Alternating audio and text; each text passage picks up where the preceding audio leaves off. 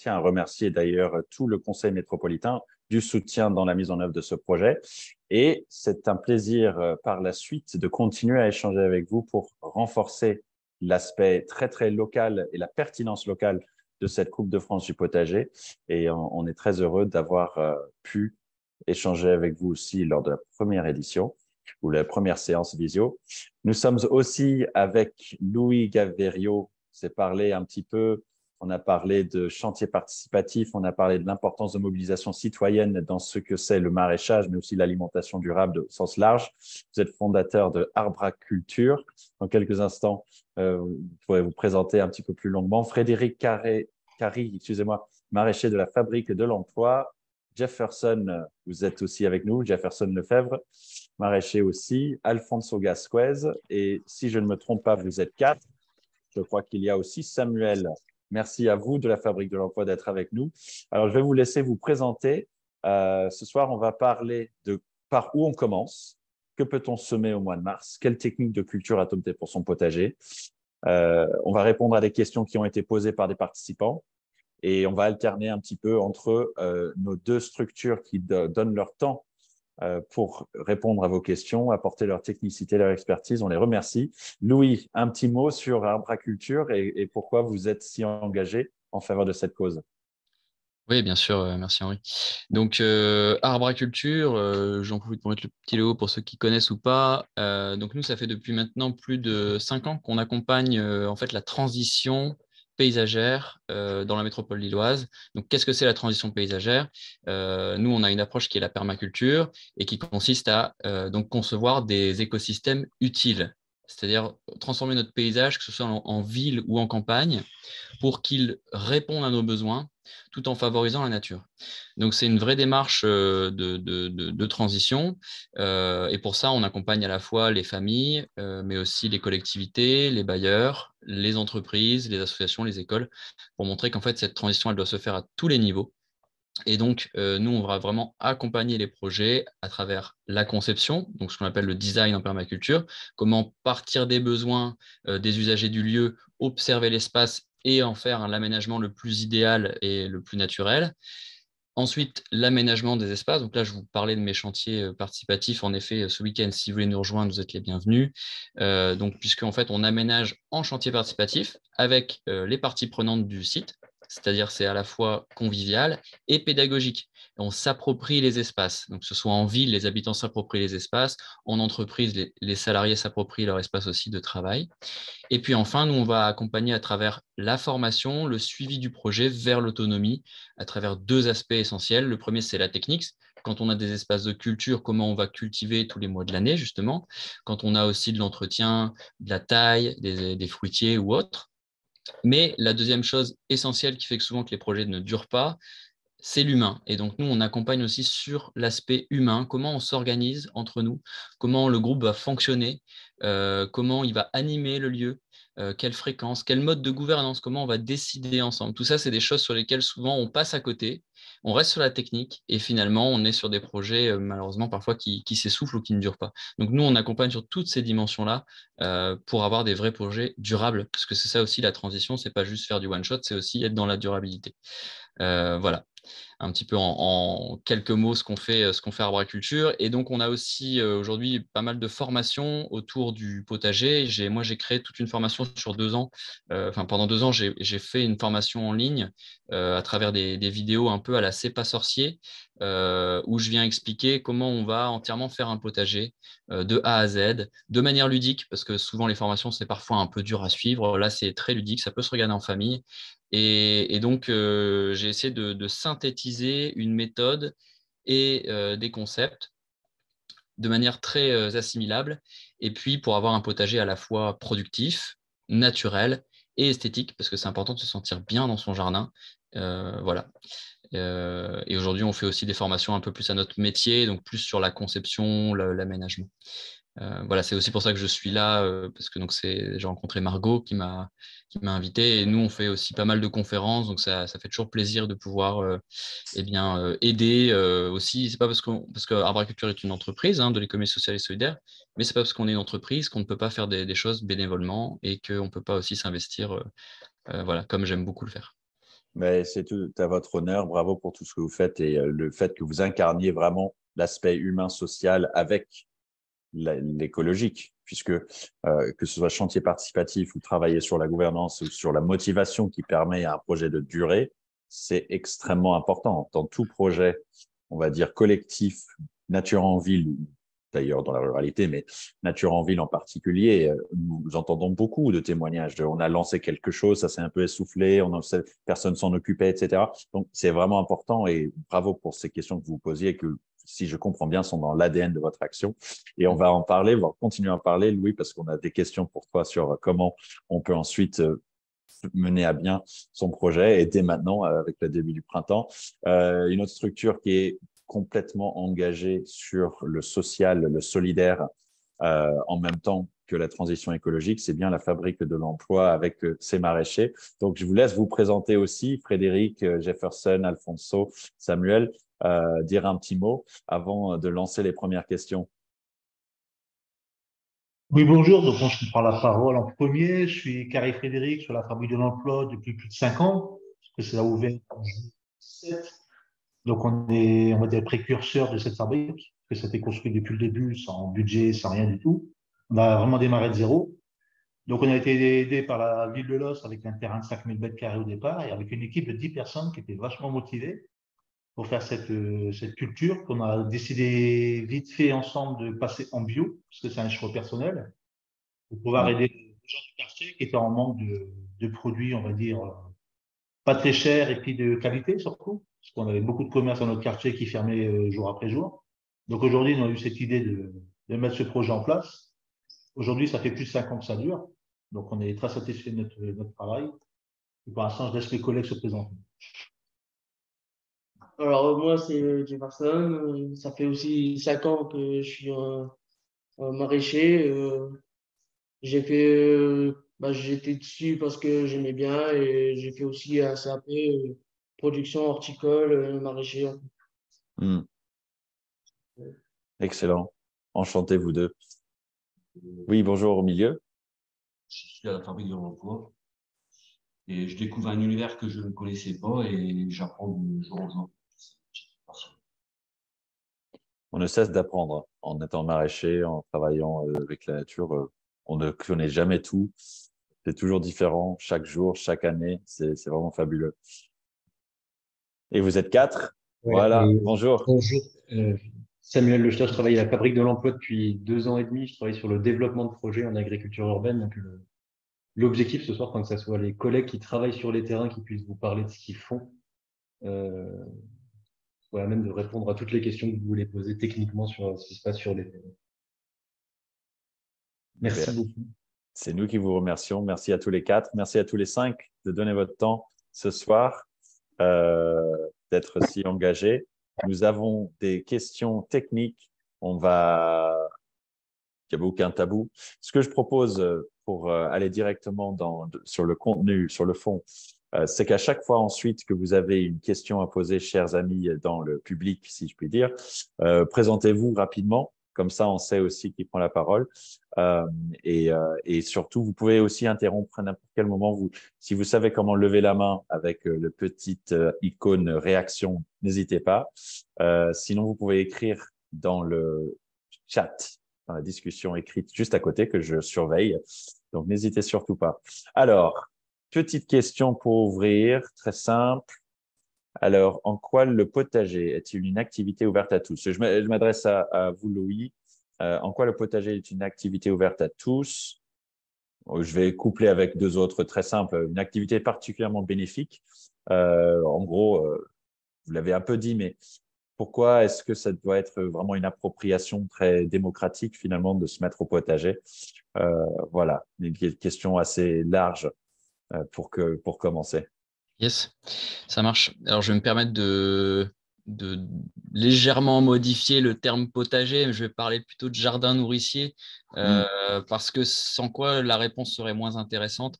En quoi, du coup, entre guillemets, le potager ou le jardin nourricier est accessible à tous et peut être intéressant pour tous. Euh, Déjà, je dirais parce que les solutions existent et les réponses existent de manière adaptée aussi aux besoins des gens. C'est-à-dire que faire un potager, en soi, ça demande un certain temps, ça demande un certain investissement.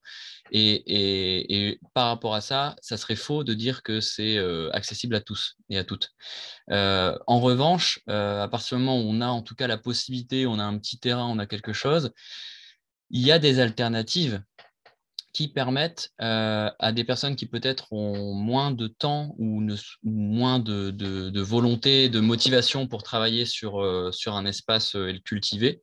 Il y a des solutions pour justement quand même produire des choses. Et donc, je pense par exemple au potager permanent. Donc là, c'est le fait de cultiver des variétés qui vont être vivaces et perpétuelles. Donc, c'est déjà cultiver quelque chose et ça permet d'avoir en fait un jardin qui demande beaucoup moins d'entretien qu'un potager classique, mais avec quand même la satisfaction d'avoir une production. Et puis bien sûr, on a tout l'univers du fruitier, de l'arbre fruitier, l'arbuste. Et quand on fait le lien entre le fruitier et le potager permanent, on peut parler de forêt comestible. La forêt comestible, ça demande une certaine réflexion à s'installer dans un terrain, un petit peu de place aussi. Mais derrière, c'est vraiment, on est dans une logique à la fois de favoriser un maximum la biodiversité, tout en ayant une production à différentes strates, justement à différentes échelles, avoir des arbres, des arbustes, des vivaces et des plantes potagères qui vont toutes produire des choses différentes. Donc le potager, c'est aussi un lien en famille, c'est aussi l'occasion de faire un pont, de faire une activité aussi avec ses enfants, parce que moi, j'ai pas appris quand j'étais un gosse à faire le potager, et en fait aujourd'hui, quand je vois là où on en est actuellement au niveau de la société, au niveau de tout ça, en fait, c'est une vraie force et c'est une vraie richesse de savoir cultiver. C'est vrai qu'on ne sait pas ce que l'avenir nous réserve, mais en tout cas, à partir du moment où on connaît les bases, on connaît aussi peut-être les plantes sauvages, parce qu'en fait, la nature, elle est pleine de ressources et il y a plein de choses qui sont comestibles aussi dans toutes les plantes sauvages qui poussent. Souvent dans les gazons, j'en trouve au moins 5 plantes différentes juste dans un gazon qui se mangent. Donc c'est aussi important pour les générations à venir. Donc c'est important dans les écoles, c'est important en famille de pouvoir faire ça ensemble. Et puis souvent le lien qu'il peut aussi avoir, donc là à l'intergénérationnel, c'est que les personnes âgées cultivaient elles beaucoup plus que en tout cas nous, je dirais ma génération. Et donc, il y a aussi un lien qui peut être fait entre, du coup, les enfants, les personnes plus âgées et les personnes entre deux qui font le lien quelque part entre les deux, quoi. Donc, voilà comment on pourrait, si je veux résumer, du coup, la chose, c'est qu'il y a de tous âges, on peut se réunir autour d'une pratique de culture. Et la pratique de culture, elle peut être adaptée au temps qu'on peut y mettre en fonction de ce qu'on va faire un petit potager, un grand potager, un potager permanent ou plutôt travailler sur uniquement de la vivace et du fruitier. Ouais, et c'est un bon rappel. Le comestible, on oublie à quel point il y a des plantes comestibles qui sont accessibles, qui sont à proximité en zone urbaine, une diversité de ces plantes qu'on a oubliées. Donc, excellente remarque sur le fait que dans les établissements scolaires, tout au long de la vie, qu'on continue de se rappeler l'importance de la diversité des plantes comestibles et qu'elles sont plus accessible que ce que nous le pensons. En zone urbaine, justement, je me tourne à nos amis de la Fabrique de l'Emploi. Vous agissez en zone urbaine. Est-ce que c'était particulièrement difficile de développer du maraîchage urbain pour vous? Et comment vous avez abordé un petit peu cette mission maraîchage? Moi, je prends la parole, Frédéric de la Fabrique. Disons qu'on a l'opportunité d'avoir un terrain en disponibilité. Moi, je pense que c'est plutôt ça, on va dire, le petit couac en ce moment dans les centres-villes, c'est qu'on n'a plus beaucoup d'espace vert et ça se réduit de jour en jour, malheureusement. Donc, le moindre petit mètre carré d'espace vert, pour en profiter pour faire des produits qui nous concernent et qu'on puisse, on va dire, manger tous les jours, quelque part, surtout en temps de crise comme aujourd'hui. Et les gens, on va dire, commencent à avoir une alerte, on va dire, là-dessus, en se demandant comment on fait à manger à l'heure d'aujourd'hui pour être autonome. Quand on voit les prix dans les magasins, on va dire que les gens commencent à paniquer un peu trop tard, malheureusement. Mais on est là aussi pour leur donner des conseils là-dessus, en sachant que même avec 1 mètre carré, on va dire, on est capable de faire de la production pour une personne et manger toute l'année. C'est ce qu'on essaie de leur apprendre à l'heure d'aujourd'hui. Avec combien? C'est 1 intéressant. mètre carré, on a assez. 1 mètre Après, carré. 6 mètres carrés, c'est pour une famille de 2 personnes. Ouais, Donc, il c'est y a tous les calculs impressionnant, comme hein. ça qui sont Parce possibles. que je sais que certains vont pas être d'accord et je suis dans le soutien de ce que vous dites. C'est-à-dire, on n'a pas besoin de beaucoup d'espace, en fait, pour nourrir plusieurs personnes. Vous faites bien de le dire parce que ça va à l'encontre de beaucoup de pensées, je pense, hein, depuis des décennies. Donc, mais continuez. Je vous ai coupé la parole, mais surtout sur votre lancée, continuez parce que mais je voulais vraiment marquer ça. On n'a pas besoin de beaucoup d'espace finalement pour être nourricier. Bien sûr. Donc, le souci, c'est qu'il faut, comment dire, faut apprendre, on va dire, les bases, comme vous disiez tout à l'heure. Enfin, nous, comme on dit, nous, on fait tout depuis le début. On Mm. achète les graines, on fait les graines nous-mêmes, on fait les plants, on les remet en pleine terre. Après, il y a les gens qui sont peut-être pas capables de faire ça, mais bon, ils peuvent acheter aussi des plants tout faits pour dire de gagner un peu de temps. Le tout, c'est qu'il Oui, faut c'est ça trouver qui est du bien, temps. c'est que tout au long C'est de un métier l'année, on peut passion. commencer en fait. Tout au long de l'année, on peut Pardon? commencer. Oui. Si on a pris du retard sur des semis, on peut aussi Ah oui, avoir bien sûr, recours au oui. plan, comme vous le dites. Mm. En fait, ouais. Donc, bon, Ouais, pour celles et c'est ceux des coûts qui un se peu plus élevés. découragent, oui, non, mais vous avez raison. Mm. Vous avez raison de le dire aussi, c'est que tout au long de l'année, on peut faire quelque chose pour contribuer à la production de nourriture, avoir un jardin nourricier, comme le dit très bien Louis. Et donc, c'est quelque chose qui est accessible aussi dans le temps. Et je dois avouer, je n'ai pas fait pousser un légume avant l'âge de 32 ans et j'ai commencé sans du tout d'expertise. J'étais assez impressionné par la nature, elle agit vite finalement. Elle prend son temps, mais elle agit vite. On peut avoir des légumes et voir une différence déjà dans quelques semaines. C'est assez La impressionnant. nature est très bien faite, hein, faut pas croire, Ouais, elle hein. est très très bien faite. Tout à fait. Et Est-ce que surtout, il je faut vous arrêter lire d'acheter des conneries dans les magasins, j'ai envie de dire. Donc, tout ce qui est engrais chimiques et compagnie, il faut arrêter tout ça, quoi. Donc, faut juste se Ouais. servir de ce que la nature nous donne, tout simplement. Il faut regarder autour de soi et puis se servir de ce qu'il y a. C'est aussi simple que Alors, ça. justement, bah, évidemment resté avec nous. Et si vous vouliez rajouter quelque chose, n'hésitez pas. Vous dites Henri, j'ai encore quelque chose à dire, aucun souci. Est-ce que Anne, vous étiez en train de poser une question? Je me trompe? Je vois Anne en bas avec le micro ouvert et j'ai entendu un bruit. Si ce n'est pas le cas, aucun souci. N'hésitez pas, hein. Si vous voulez maintenant poser une question, allez-y. Moi, je vais continuer parce que je suis là pour animer et garder la convivialité. Mais si vous voulez dire quelque chose, allez-y, chers amis, que ce soit Gabriel, Armel, Jeanne, Bérénice, Martine, Anne. Vous êtes toutes bienvenues. LM, je ne sais pas qui vous êtes, LM, mais en tout cas. Je continue. J'ai une petite question sur la conception du potager. Quand vous commencez, Louis, euh, vous prenez comment sur, on va dire, il y a le terme design qui est fabuleux mot en français pour parler de l'aménagement. Et souvent, on l'utilise dans la permaculture. Pour moi, c'est la conception, c'est l'aménagement. En tant que franco-américain, de temps en temps, je m'énerve contre l'usage de mots en anglais On ou peut en parler de français. On conception, a oui. le même. Mais conception, comment on fait? Comment vous y prenez? Alors, si je reste uniquement sur la question du potager et pas sur, bien sûr, la globalité du jardin, parce que, encore une fois, c'est important de penser les choses dans leur globalité. Donc, ça, c'est Tout comme à ça fait. qu'on a les choses. Le potager, c'est important de l'avoir. Donc là, je parle pour un jardin, parce que pour chaque espace, ça va être différent, à proximité de la maison. En fait, chaque espace, donc en permaculture, on définit différents zonages, hein, et plus en fait on va s'éloigner du lieu de vie ou du lieu de travail, enfin du lieu où on fréquente le plus, moins on va avoir de l'entretien à faire. Donc ça, c'est une simple logique pour que les espaces soient entretenus facilement. Mm. Et donc, le potager qui demande quand même un entretien assez régulier, on le conseille plutôt en zone 1 ou 2. Et donc, la zone 1 ou 2, dans un jardin classique, ça va être pas trop loin de… comment dire? Pas La trop loin maison, de c'est zéro. La la, maison, c'est la zéro. maison, Ou c'est zéro. l'appartement, c'est zéro. C'est ça? Oui, c'est ça. Voilà, c'est ça. OK. Et donc, Et deux, ça veut dire quoi? Parce que une, j'imagine que c'est dès qu'on sort. Voilà, c'est un petit cercle autour, c'est ça. Et une, deux, ça va c'est. être, admettons, on a une terrasse. Une, ça va être vraiment les alentours de la terrasse ou les alentours Mm. de. Si on mange en extérieur, qu'on a une table extérieure, etc., ça va être un peu les alentours de cette table-là. En zone Mm. 1, on va souvent retrouver plutôt tout ce qui va être les plantes aromatiques. On peut avoir des petites serres pour semis, pour faire Mm. entretenir aussi les semis régulièrement.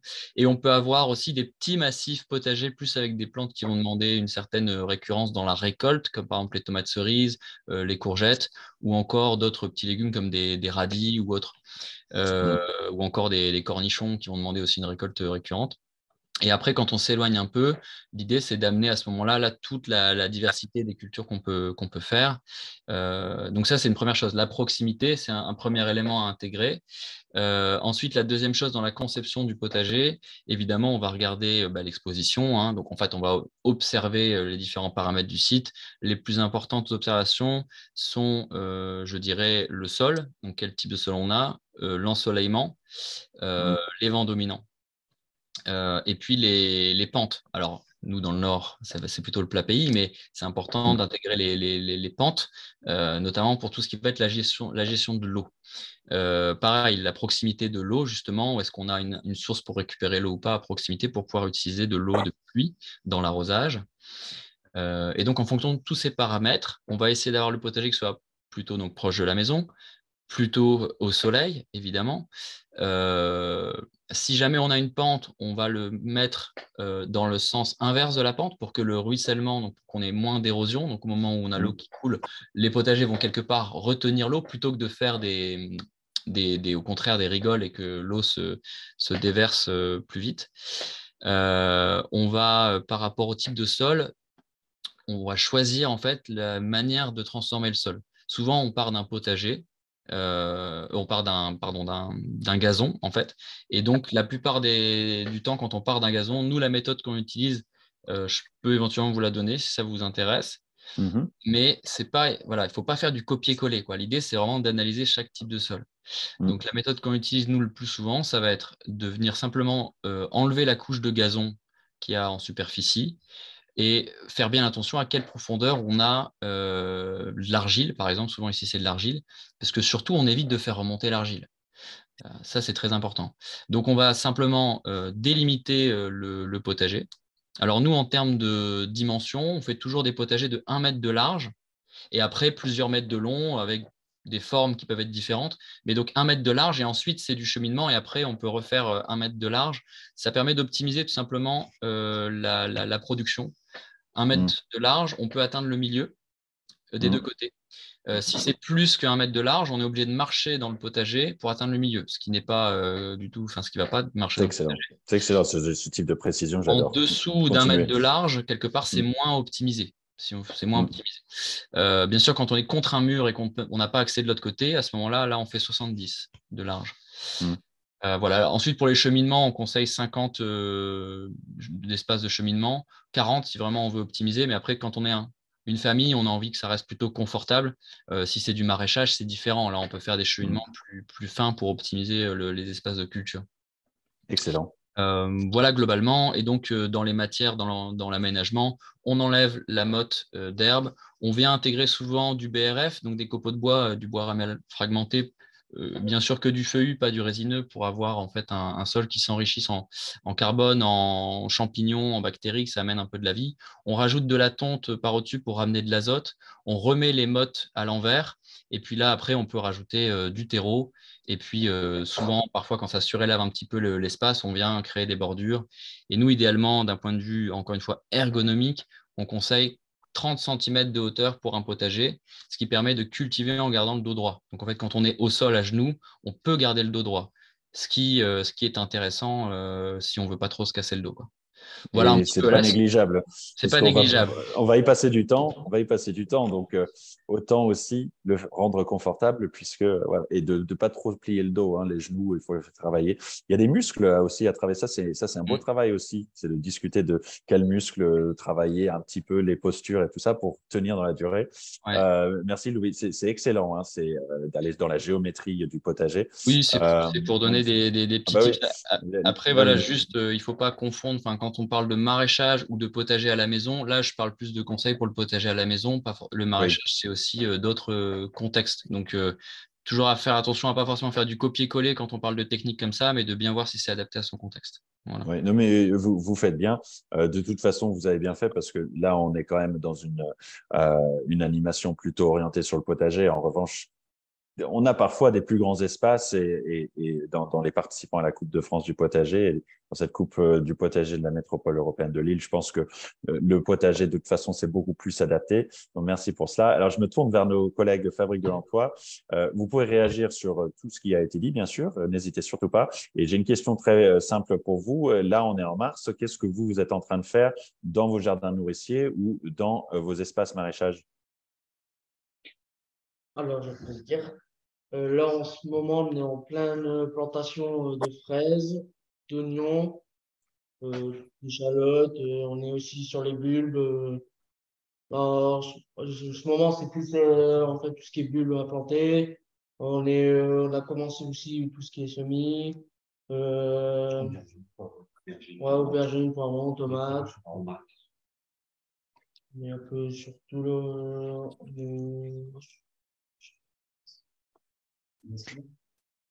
la serre.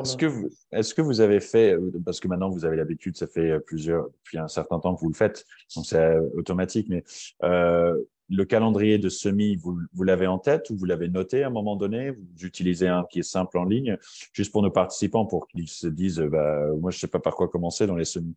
Alors, C'est assez en fait, simple, ça?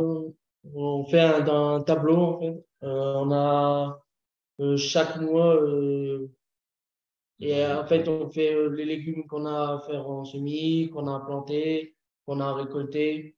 Chaque mois, en fait, c'est catégorique. Genre, ce mois-ci, c'est oignons, échalotes. Le mois prochain, c'est tomates. Tout est, en fait, sur un grand tableau qu'on a, nous, dans le maraîchage, où on a tout noté pour chaque mois différent, en fait. Donc, vous cochez ensuite ce que vous avez fait. Très bien. C'est ça. Vous avez votre to-do list tableau. Et donc, dans les plantations que vous êtes en fait en train de faire, donc, vous plantez déjà des semis qui ont poussé. Vous êtes parti de la graine pour les bulbes. Comment vous faites ça? Parce que ça, je pense que peut-être qu'il y en a qui le connaissent bien, mais c'est pas la même technique. Donc, je veux bien que vous parliez un tout petit peu de ça, parce que ça, c'est toujours assez intéressant. Et même question pour les fraises, savoir comment vous avez fait, parce que les fraises, ça, on adore, mais j'aime bien comment se font les stolons et tout ça. Donc, je veux bien que vous parliez de juste vraiment la technique de planter ces deux plantes-là. Pour les bulbes, oignons et tout ça, on l'achète directement sur un scène bio, sur les sites spécialisés dans le bio, etc. Et pour les fraises, en fait, on fait avec les stolons des années précédentes. On avait acheté, on va dire 500 pieds. Et chaque année, en fait, on récupère les stolons et on en replante, en fait. On fait de Vous la... n'avez plus besoin, on est d'accord, vous n'avez plus besoin ça marche pas comme on achète des graines, mais c'est les stolons qui font que maintenant vous n'avez plus C'est besoin. ça. Voilà. On a plus besoin d'acheter, en fait, les fraises. Chaque année, on a juste à récupérer les stolons et à replanter. Ouais. Vas-y, Margot, je t'en prie. Oui, je pense que ce serait pas mal de préciser ce que c'est les stolons pour les personnes qui débutent en tant que potager. Oui, et surtout, n'hésitez pas, hein. Allez-y. Je ne sais pas si c'est Samuel. Non, c'est Alfonso. C'est ça?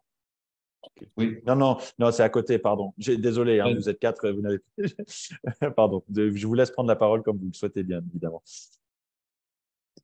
Mais pour répondre pour les stolons, c'est en fait on va dire les bébés fraises en quelque sorte, hein, qui poussent une fois dans l'année et qu'on peut récupérer. Et ça fait des petits plants qui vont redevenir des plants adultes, tout Et simplement. vous les coupez. C'est des grandes tiges qui se replantent toutes seules en fait dans la pleine terre. Il faut réagir au bon moment, juste un petit peu avant l'automne, et les couper tout simplement. Il y a comme un cordon ombilical qu'on coupe et puis qu'on peut replanter des coup. Mais c'est bien de le préciser, c'est juste avant l'automne, vous coupez. Juste avant l'automne, vous coupez sur cette tige qui, souvent, ça descend. Il y en a plusieurs, hein, donc vous pouvez récupérer 4-5 plants sur le même pied. En sachant qu'un pied de fraise commence à donner, la première année, il donne à peu près 50%, la deuxième et troisième année, c'est où elle donne à 100%. Et la quatrième année, elle commence à donner moins. Donc au bout des 4 ans, il faut changer les pieds de fraise pour être au maximum de la rentabilité. J'ai l'impression que Louis, c'est un moyen, non, je voulais juste dire, ajouter un complément, c'est un moyen de reproduction en fait de la fraise et qui est du clonage en fait. Hein. C'est très économique. Donc c'est un moyen de reproduction comme d'autres peuvent avoir aussi les framboisiers, tout ce qui est rubus, tout ça. Voilà. Donc c'est intéressant si on veut aussi garder le même pied de fraise qui peut-être donne beaucoup. C'est intéressant d'avoir ces pieds-là qui ont la même information génétique. Il n'y a pas de brassage. Le goût de la fraise, parce que beaucoup de fraises ont des goûts différents et les gens sont très sensibles à ça surtout. soit trop sucré, soit trop amer. Donc, bon. C'est au goût de chacun après. Par contre, le goût est bien meilleur quand ça vient de son propre jardin ou le jardin du voisin, du collègue, etc. Voilà, je parle en toute subjectivité, je fais un peu de pub pour le fait de cultiver et produire de la nourriture soi-même, mais évidemment, il y a de la réalité, hein. Moi, je m'émerveille face au goût de produits de notre jardin, euh, que ce soit les fraises, mais aussi les choux. Par exemple, là, on a encore mangé des choux qui sont de l'année dernière. C'est incroyable le sucre qui est dans ça. La préservation des choux, c'est des plantes tellement solides qui perdurent même dans le froid, à travers l'hiver. Je suis impressionné par ça. Alors, vous avez un peu répondu à ma question tout à l'heure, chers collègues de Fabrique de l'Emploi. Mais donc, si on veut récapituler un petit peu, qu'est-ce qu'on peut planter en pleine terre en ce moment? Qu'est-ce qu'on dirait? Louis, je vous donne l'occasion de répondre à ça. Et je réinsiste, hein, est-ce qu'il y en a qui veulent poser une question là, que ce soit Martine, Bérénice, Anne, Gabriel, Armel, Jeanne? Enfin, je ne sais pas si vous voulez répondre. Moi, je voulais juste amener un élément au-delà de ce qu'on sème en ce moment. En fait, il y a plein de choses qu'on peut semer en ce moment. Vous l'avez cité, l'Afrique de l'Emploi l'a cité, tout ce qui est bulbe, hein, les oignons en bulbe, l'ail, l'échalote, etc. Après, on a les pois, les fèves. Après, on peut commencer à faire des semis aussi de pas mal de légumes, là, parce qu'on arrive bientôt au mois d'avril. Maintenant, la question, c'est pourquoi, en fait? Et en fait, faut pas semer parce que c'est possible de semer. Et en fait, quand on veut produire à la maison, la première chose à faire, c'est tout simplement faire la liste des légumes qu'on veut cultiver. En fait, c'est juste commencer par se faire la liste de, OK, quels légumes j'aime bien, quels légumes j'ai peut-être envie de découvrir, et du coup faire la liste des légumes que je veux cultiver et définir un peu les priorités pour savoir les quantités, pour savoir par rapport à la taille de mon jardin, quelle place je vais donner ou non à tel ou tel légume. Et moi, si je peux amener un conseil par rapport à ça, c'est la diversité. C'est faites bien attention quand vous choisissez vos légumes, certes à choisir ceux qui vous plaisent, mais faites attention à prendre à la fois, donc on pourrait citer à peu près catégories de légumes, des légumes fruits, donc tout ce qui va être tomates, courgettes, aubergines, poivrons, concombres, etc. Donc les légumes, en fait, on catégorise les légumes par la partie dont on va manger. Donc les légumes fruits, des légumes racines, des légumes feuilles et des légumineuses. Et sans oublier les légumineuses parce que justement, elles vont venir enrichir le sol. Et donc, c'est important d'avoir pourquoi une diversité dans ces catégories de légumes parce que derrière, quand on va les planter, enfin, en tout cas, moi, dans les méthodes que j'amène, on va associer les légumes et donc une bonne association reprend aussi une bonne diversité. Dans l'idéal, on ne va pas mettre des poireaux à côté d'oignons, à côté de carottes, à côté de betteraves. Dans un même potager, on va essayer de diversifier et d'avoir peut-être un rang de poireaux, un rang je dis n'importe quoi, hein, de laitue et puis un rang de petits pois derrière pour amener de la diversité. Donc voilà, c'est déjà quelle liste de légumes on veut cultiver et puis en étant au clair sur le fait qu'on essaie d'avoir suffisamment de diversité dans ce qu'on veut choisir. Et après, du coup, là, on va se poser la question, bah oui, par rapport à ce qu'on a choisi, ça y est, qu'est-ce qu'on peut semer dès maintenant? Voilà, sans parler de plan de culture ni d'association. Et je remercie aussi pour ce commentaire sur ce qu'on aime. Je suis papa depuis pas longtemps. Le plaisir de faire ça avec son petit, ses enfants, et donc les enfants dans vos classes, c'est tellement sincère d'une certaine manière de pouvoir identifier ceux qui apprécient, ceux qu'ils aiment. Et donc, la priorisation de ceux qu'on va planter en un peu plus de quantité l'année d'après devient facile. Notre petit bébé Darwin, qui n'est plus trop bébé d'ailleurs, adore les fèves. Là, on est allé au taquet sur les fèves. Par exemple. Important les différentes variétés de la même plante, du même légume. On a parlé de ces 4 catégories, mais découvrez les variétés de tomates, découvrez les variétés de courgettes, que ce soit les tigrés, d'ailleurs il y a des tigrés pour les deux, les cœurs de bœuf, les tomates oranges, etc. C'est vraiment un plaisir parce qu'ils ont tous des goûts différents. Donc moi je dis un gros plus 1 à ce que vient de dire Louis et nos amis de la Fabrique de l'Emploi. Alors, j'ai une question. Est-ce qu'on devrait, je me tourne vers eux, continuer à poser vos questions, hein, parce que j'ai vu qu'on a répondu sur le fait que c'était encore pas du tout trop tard de repiquer les stolons, des fraises, hein, mais continuez à poser vos questions. Chers amis de la Fabrique, est-ce que on peut parler un petit peu du paillage du sol? Parce que je pense qu'il y a évidemment, on sait que c'est bien de le faire. On ne sait pas si c'est bien de le faire tout le temps. Je sais qu'on en parle, c'est un peu un symbole d'une certaine manière de pratiques respectueuses de la nature pour enrichir le sol vers le travail qu'on fait à plus grande surface dans des pratiques moins vertueuses qui est de mettre des produits. Donc, à quoi ça sert et est-ce que vous paillez le sol? Alors, nous, on paille le sol, justement, pour pas laisser la terre à nu. On a aussi, c'est aussi pour nourrir la terre, pour garder l'eau, aussi pour voir comme les étés moins arrosés, pour quand on retourne la terre, ça sort la terre, c'est plein d'herbes de terre. Chacun? Oui, chacun va. Il paye chaque jour, effectivement. Pour répéter ce qu'on entend chez Jeanne. Mais ça, c'est important. Peut-être, disons un petit mot. Pourquoi est-ce qu'on peut arroser un petit peu moins quand on a paillé? Pareil, j'ai posé des questions. Tout simplement. Avec l'humidité, ça retient l'humidité. Du coup, on a juste regardé quand on retourne un peu le paillage qu'on a mis et tout, on voit que la terre est encore bien trempée. On n'a pas beaucoup plus d'exigences. C'était pas de péto. Ils sont Vous pouvez couper le micro de Anne. Ou allez couper votre micro vous-même. Vas-y, donc, je reprends ce que vous disiez. Ça retient l'eau. Le fait de pailler, ça va aussi, ça peut garder de la chaleur aussi. Par exemple, dans des buttes, on parle souvent de faire des buttes pour que on crée différentes couches pour qu'il y ait plus d'interaction entre la matière organique et les différentes Alors, couches. juste sur la chaleur, c'est parce que ça isole. Ouais. Hein. C'est juste, ça a la chaleur, oui, mais c'est parce que ça isole. Oui. La butte n'a rien à voir. Les matières qu'on met dans la butte, du coup, n'ont pas de rapport. Ça chauffe parce que c'est du compostage. Mais au-dessus, le paillage, c'est super important en hiver, puisque ça va permettre qu'il ne gèle pas à même le sol. Parce qu'un sol qui gèle, l'activité biologique, c'est zéro, comme la température, quoi.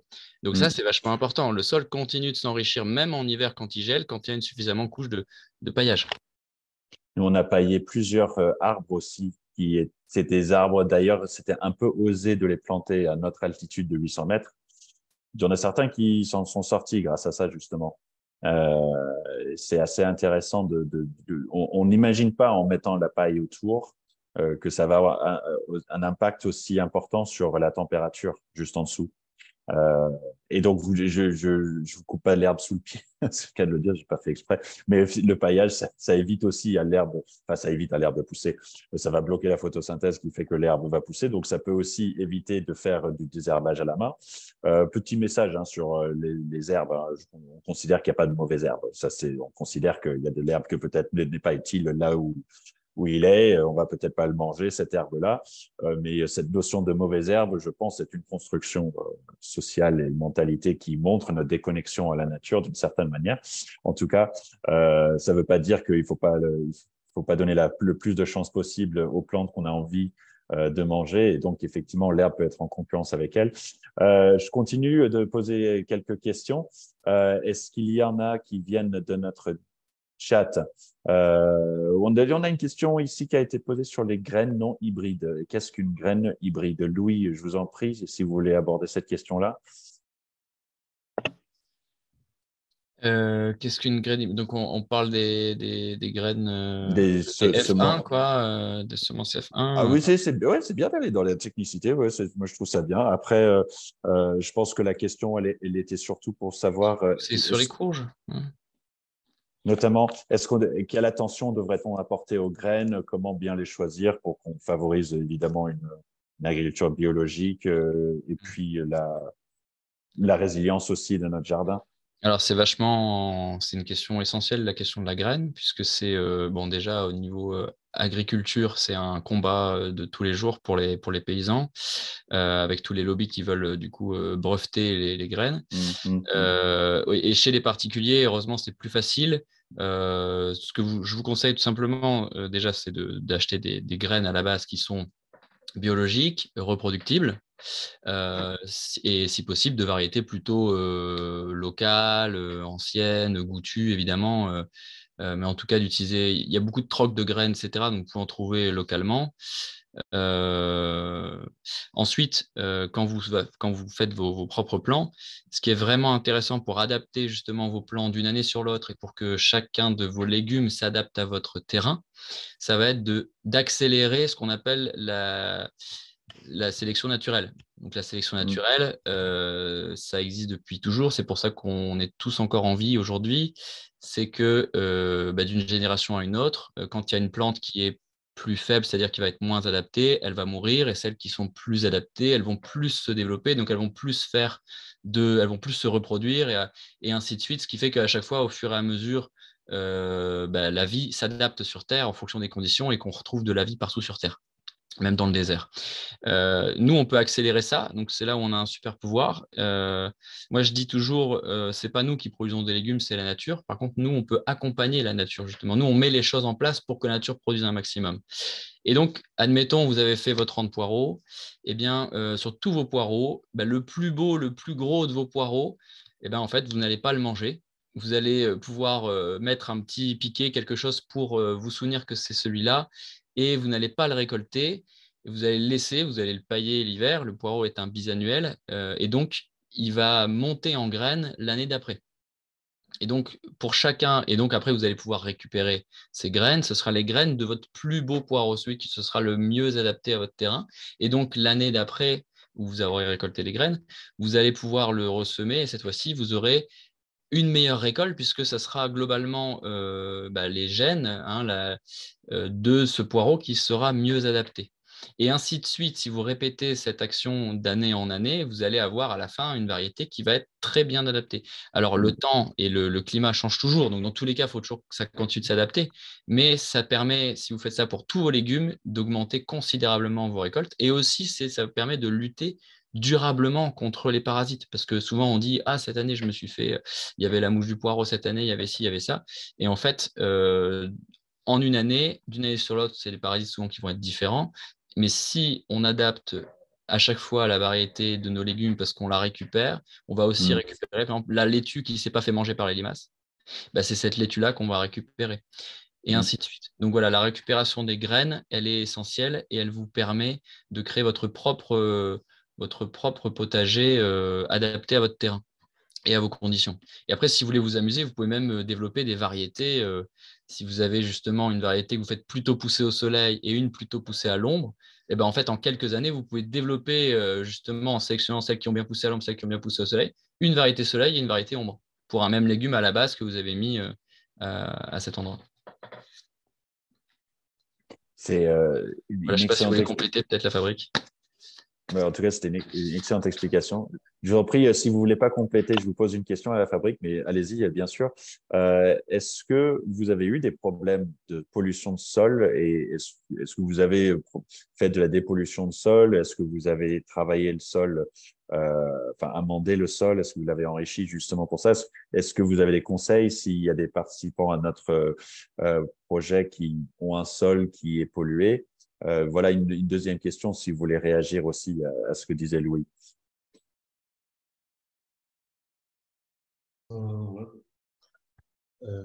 Juste sur les pollutions de sol, je vais peut-être intervenir. Le potager de l'Espoir, historiquement, il n'était pas pollué. C'était notre premier potager, c'était une friche, mais qui n'était pas une friche industrielle, ce qui est assez rare dans le Nord en réalité.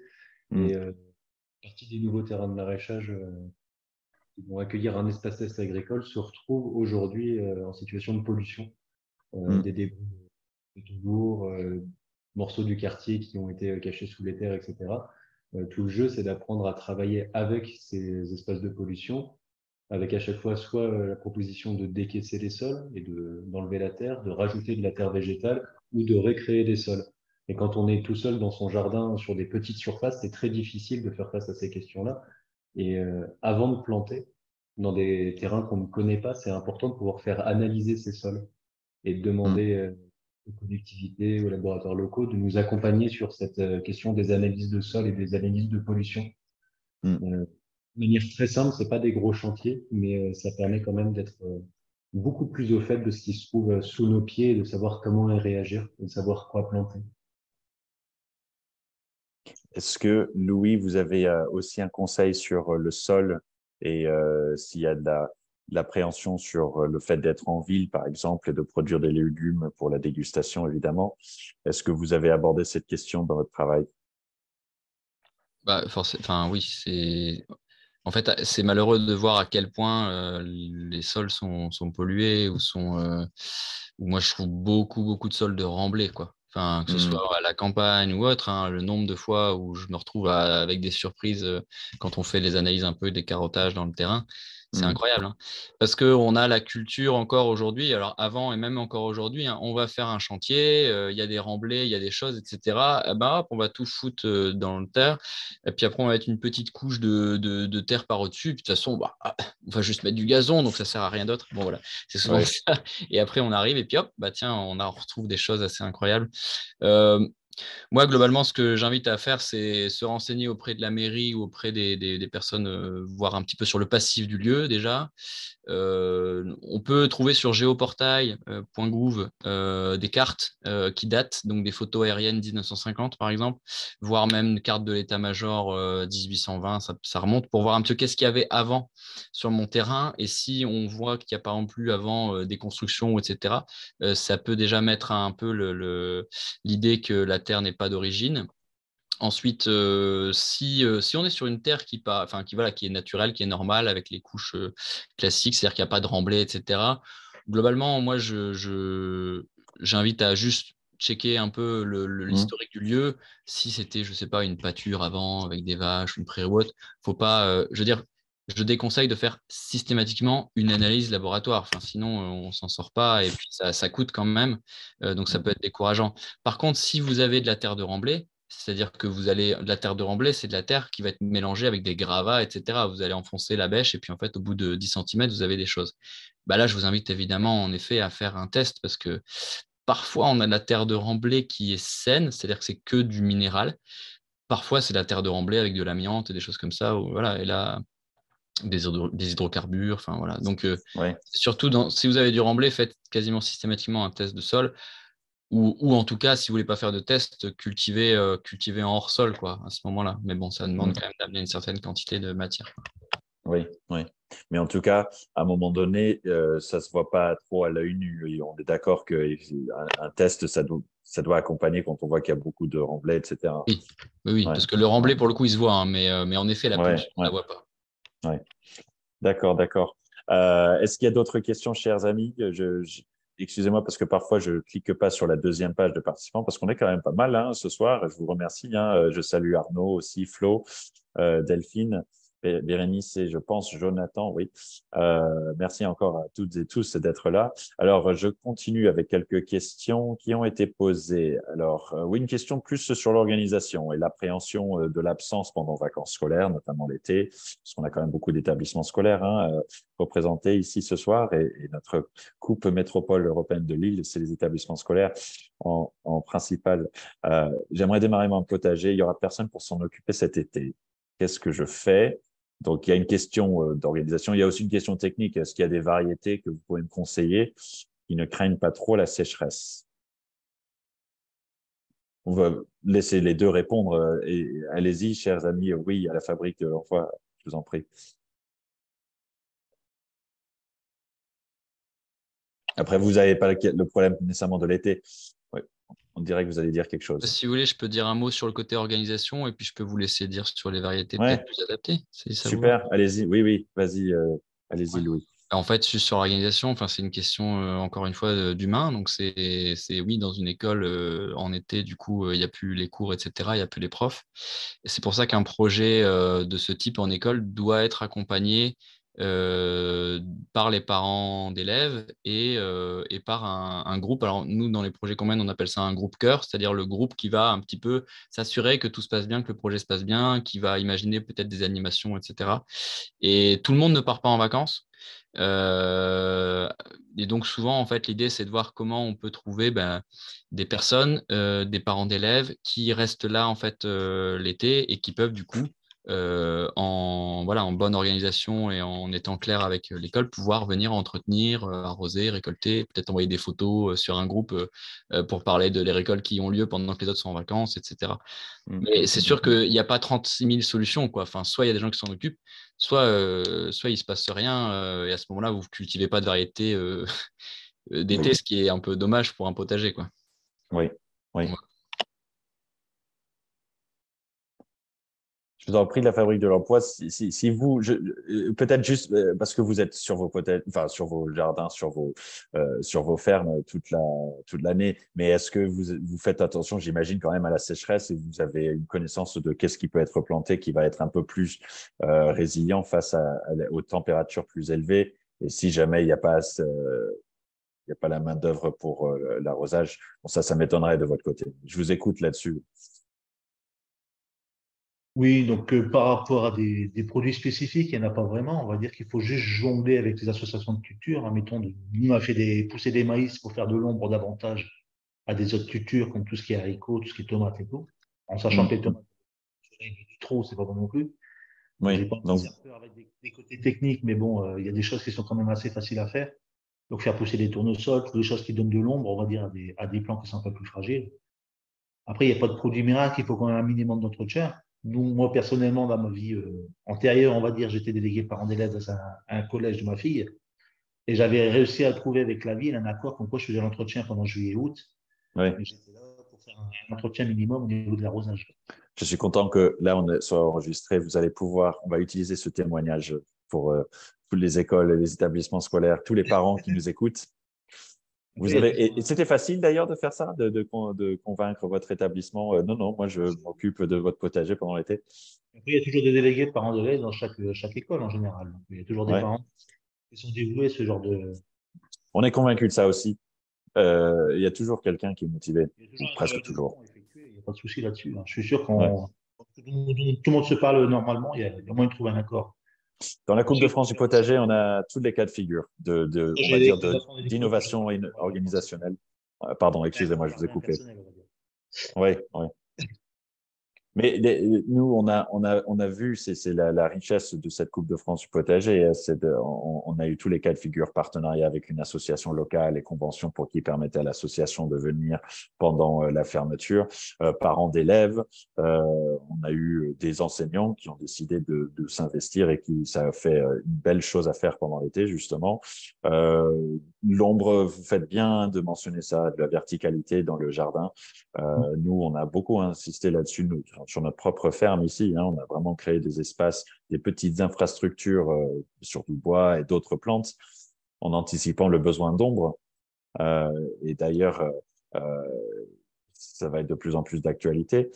Une question très précise sur justement des questions de température qui a à voir avec le calendrier. Faut-il tenir compte des seins de glace? Ça a été posé comme question. Je veux bien, Louis, vous entendre là-dessus. Nous, on est prêts, attention, mais bon, oui, non, on n'est pas très bon élève peut-être. Louis, sur les seins de glace, est-ce que vous faites attention de planter certaines choses seulement après? De manière générale, oui. Après, on voit qu'en ce moment, le temps change. Hein. Quand on regarde entre 2021 et 2022, les différences étaient complètement. On avait 2 années complètement différentes. Donc, moi, j'ai envie de dire, c'est des choses qui sont toujours des repères, en fait. Après, c'est pas du jour au lendemain. Enfin, je veux dire, c'est des repères, encore une fois. Oui. Et chaque année est différente, donc ce repère, il va légèrement bouger, mais globalement, oui, ça reste bon. Enfin, D'attendre la sainte glace pour planter certaines choses. Oui. Oui, c'est ça. Après, il suffit de regarder, en effet, les périodes de semis de chaque légume et puis de s'y fier. Hein.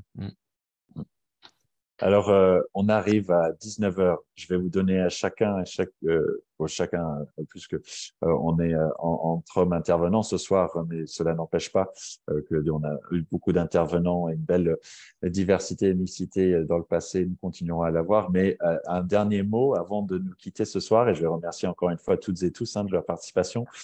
Je vois que Armel a posté, si vous voulez voir à quoi ressemble le potager jardin par notre culture. Je vais dire merci à Armel parce qu'elle est partie, mais Ah d'accord, c'est gentil.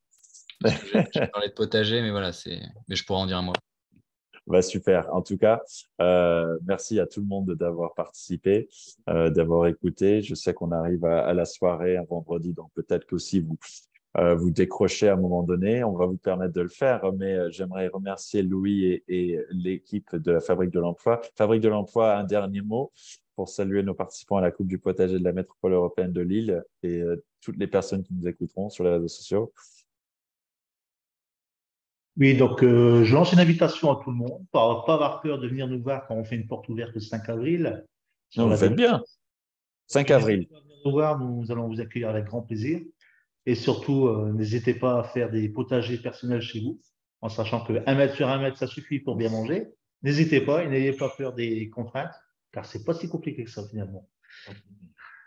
Ah, c'est un très beau mot de la fin de votre côté. Louis, Yes, bah, je ne peux que plus soyer, hein. Donc, en effet, faut y aller, il faut s'y mettre.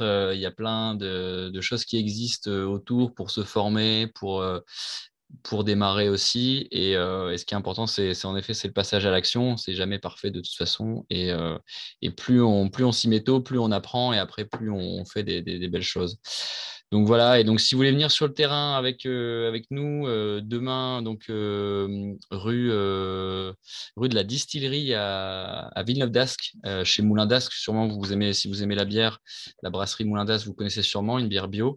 Donc, on va faire un super chantier participatif. Je vous invite. Mercredi à Canfin-en-Pévèle, 15 rue de Créplaine à Tournai, mais c'est en fait à Canfin-en-Pévèle. C'est à la frontière belge. Là, on sera sur l'aménagement justement de potagers. On va aménager énormément de potagers, donc ça sera l'occasion d'apprendre comment nous on fait, en tout cas là-bas, pour aménager les potagers. Le midi, c'est une auberge espagnole et donc c'est convivial.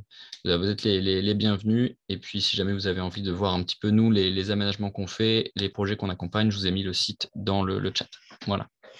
magnifique. Le 5 avril, du côté de Fabrique de l'Emploi, vous avez invité chez eux. On a plusieurs dates. Merci Louis d'avoir précisé ça. Vous pouvez le mettre dans le chat.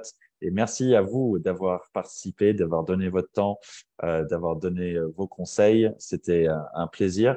On fait vivre cette Coupe de France du potager et cette Coupe du potager de la métropole européenne de Lille grâce à des associations, des entreprises, des professionnels, des établissements scolaires dans les territoires. C'était vraiment, encore une fois, un bel exemple de ce qu'il y a comme richesse sur le plan social et sur le plan écologique dans nos territoires et dans cette métropole.